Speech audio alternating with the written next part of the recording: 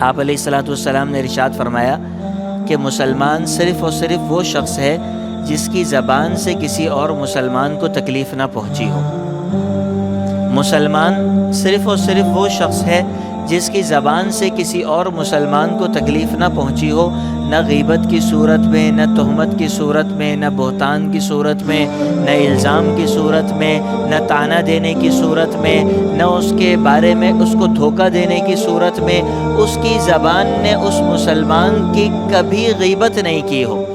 مسلمان وہ ہے جس کی زبان نے کبھی کسی پر الزام نہ لگایا ہو۔ اور ہم اپنا جائزہ لے لیں 1 منٹ کے لیے۔ نحمدہ ونصلی علی رسولہ الکریم، اما بعد، عن ابی ہریرہ رضی اللہ تعالی عنہ قال قال رسول اللہ صلی اللہ علیہ وسلم المسلم من سلم المسلمون من لسانہ ویدہ والمؤمن من امنہ الناس علی دمائہم واموالہم او کما قال علیہ الصلاۃ والسلام۔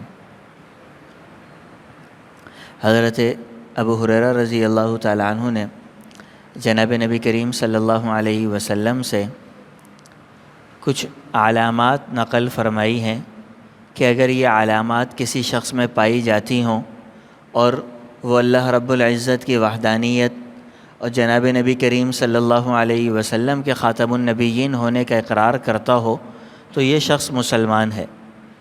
اور اگر کوئی شخص ان صفات سے خالی ہو اور ظاہری طور پہ کلمہ طیبہ بھی پڑھتا ہو، جناب نبی کریم صلی اللہ علیہ وسلم کے خاتم النبیین ہونے کا قائل بھی ہو، مگر ان صفات سے خالی ہونے کی وجہ سے اس کا ایمان قابل اعتبار نہیں ہوگا۔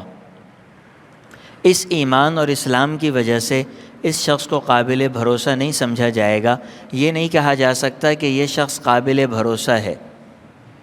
اور میں نے پہلے بھی کئی دفعہ یہ بات عرض کی ہے کہ ایمان صفات اور افعال کا نام ہے، صورت کا نام نہیں ہے، اموال کا نام نہیں ہے۔ ایمان چند صفات اختیار کرنے کا اور چند کام کرنے کا نام ہے، چند چیزیں چھوڑنے کا اور چند عادات چھوڑنے کا نام ہے۔ اگر کوئی شخص لمبا جبہ بھی پہن لے، سر پر عمامہ بھی باندھ لے، چہرے پر داڑھی کی سنت بھی سجا لے اور یہ صفات اس میں پیدا نہ ہوں تو اس کو اہل ایمان کی تعبیر کے طور پر پیش نہیں کیا جا سکتا، اس کے اوپر اعتماد اور اعتبار نہیں کیا جا سکتا۔ اور اس کے مقابلے میں اگر کوئی شخص لمبے جبے میں نہ ہو بلکہ ایسا لباس ہو کہ سطر ڈھکا ہوا ہے، فرض ادا ہو رہا ہے، سر پر عمامہ نہیں ہے بلکہ ہلکی پھلکی سی ٹوپی سر کے اوپر رکھی ہوئی ہے اور صرف سنت کے بقدر داڑھی موجود ہو، لیکن یہ صفات اس میں پائی جاتی ہوں تو وہ شخص قابل اعتبار بھی ہے، قابل بھروسہ بھی ہے۔ حضرت حکیم الامت اشرف علی تھانوی صاحب رحمۃ اللہ علیہ کے پاس ایک دفعہ کسی آدمی نے ایک مسئلہ جمع کرایا۔ سوال یہ تھا کہ حضرت میری بیٹی کے لیے رشتے آئے ہیں اور 2 لوگوں نے رشتہ دیا ہے۔ ایک آدمی رشتہ دینے والا وہ ہے جس کی داڑھی بھی ہے، سر پہ ٹوپی بھی ہے اور بڑا دیندار لگتا ہے، اور ایک وہ آدمی ہے جس کے سر پر ٹوپی بھی نہیں ہے، چہرے پر داڑھی بھی نہیں ہے، لباس کے اندر بھی کبھی پینٹ شرٹ پہن رہا ہوتا ہے، بیٹی کس کو دے دوں؟ حضرت نے اس کے جواب میں تحریر فرمایا کہ بیٹی دیتے ہوئے یہ دیکھو کہ اخلاق کس کے اچھے ہیں، جس کے اخلاق عالی ہوں اس کو بیٹی دے دینا۔ یہ بیٹی جا کر اس کی داڑھی بھی رکھوا دے گی، اس کے سر پہ ٹوپی بھی پہنوا دے گی، سب کچھ کروا دے گی، لیکن اس شخص کو بیٹی نہیں دینا کہ جس کی داڑھی بھی ہو، لباس بھی قمیص شلوار والا ہو، لیکن دل میں ایمان نہیں پایا جاتا ہو، اخلاق نہیں پائے جاتے ہوں، ایسے شخص کو بیٹی دینے سے گریز کرنا۔ آپ علیہ الصلوۃ والسلام نے ارشاد فرمایا کہ مسلمان صرف اور صرف وہ شخص ہے جس کی زبان سے کسی اور مسلمان کو تکلیف نہ پہنچی ہو۔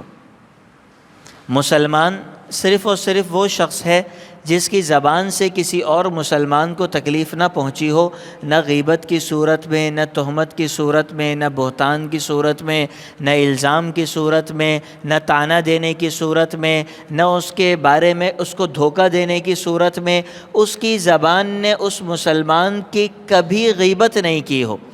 مسلمان وہ ہے جس کی زبان نے کبھی کسی پر الزام نہ لگایا ہو۔ اور ہم اپنا جائزہ لے لیں 1 منٹ کے لیے۔ زبان سے ممکنہ جتنے جھوٹ ہیں، جتنے خطائیں ہیں، وہ ساری ہماری زندگی میں. غیبت ہماری زندگی کا حصہ، بہتان ہماری زندگی کا حصہ، الزام لگانا ہماری زندگی کا حصہ، جھوٹ بولنا ہماری زندگی کا حصہ، بد زبانی کرنا ہماری زندگی کا حصہ. آگے آپ نے ارشاد فرمایا کہ مسلمان وہ ہے جس کے ہاتھ سے بھی دوسرا مسلمان محفوظ رہے، اپنے ہاتھ کے ذریعے دوسرے مسلمان کو نقصان نہ دے، نہ اس کی جان کو نقصان پہنچائے، نہ اس کی عزت اور آبرو کو نقصان پہنچائے، نہ اس کی املاک کو نقصان پہنچائے کہ اس کی رکھی ہوئی کوئی چیز تھی ہاتھ میں لے کے توڑ دی، اس کی کوئی بائک تھی اس کو نقصان پہنچا دیا، گاڑی کھڑی ہوئی تھی چلتے چلتے چابی اس کے اوپر پھیرتے ہوئے چلے گئے. کسی اور صورت میں بھی اس کی ذات سے کسی شخص کو نقصان نہ پہنچے. اور پھر مسلمان سے اوپر کا درجہ ایمان کا یہ ہے کہ جس شخص کو دیکھ کر لوگ کہیں کہ ہمیں اس کے اوپر اعتماد ہے، یہ ہمارا مال نہیں کھائے گا، ہماری جان کو نقصان نہیں پہنچائے گا، وہ ہے مومن. اور جس کو دیکھ کر یہ کہیں کہ یار پتہ نہیں ہے کہ اس کے اوپر اعتماد کریں گے یہ مال بھی کھا جائے گا، جان بھی کھا جائے گا، وہ مومن نہیں ہو سکتا. جیسے آج کل ہمارے حالات ہیں کہ ہمیں کسی کے اوپر اعتماد نہیں، ہمیں آپس میں نہ ہمارے اوپر کسی کو اعتماد باقی ہے کہ وہ کوئی رقم رکھوانا چاہے تو تسلی کے ساتھ رکھوا دے کہ نہیں یار انشاءاللہ قابل بھروسہ ہیں، کچھ نہیں ہوگا. بلکہ رقم رکھواتے ہوئے اس بات کا خوف لگا رہتا ہے کہ ایسا نہ ہو کہ جب واپسی آگے پتہ کریں تو پہچاننے سے انکار کر دے.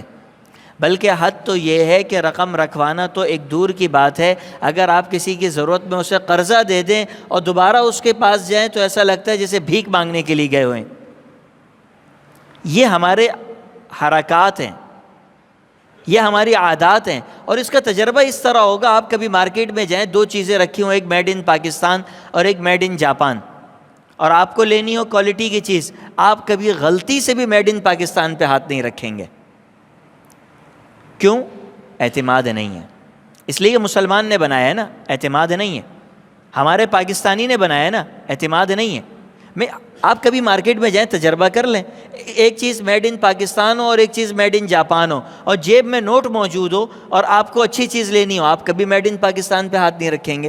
باوجود محب وطن ہے، باوجود ساری چیزیں ہیں، آپ کے ذہن میں ہے کہ ہمارے پاکستان کے کاروبار کو ترقی ملنی چاہیے، پاکستانی لوگوں کو روزگار ملنا چاہیے، لیکن میں پاگل تو نہیں ہوں کہ میڈ ان پاکستان پہ ہاتھ رکھ کے گھر لے کے جاؤں اور یوں کرو ٹوٹ چکا.